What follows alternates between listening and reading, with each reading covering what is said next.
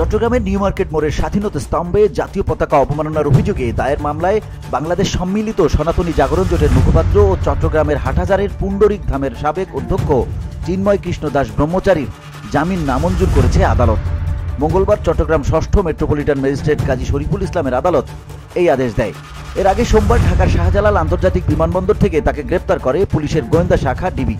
তার গ্রেপ্তারের বিষয়টি নিশ্চিত করেন ঢাকা মহানগর পুলিশের গোয়েন্দা শাখার অতিরিক্ত পুলিশ কমিশনার রেজাউল করিম মল্লিক। তিনি বলেন, পুলিশের একটি অনুরোধের প্রেক্ষিতে তাকে ডিবি গ্রেপ্তার করেছে। যারা আবেদন করেছে তাদের কাছে তাকে হস্তান্তর করা হবে।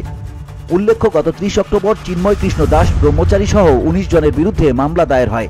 মোহাম্মদ ফিরোজ খান নামে এক ব্যক্তি বাদী হয়ে চট্টগ্রাম নগরীর কোতোয়ালি থানায় মামলাটি দায়ের করেন। জাতীয় পতাকা অবমাননার অভিযোগে রাষ্ট্রদ্রোহ আইনে এ মামলা দায়ের হয়। মামলার পরই দুজনকে গ্রেপ্তার করেছিল আইনশৃঙ্খলা বাহিনী। তারা হলেন রাজেশ চৌধুরী ও হৃদয় দাস।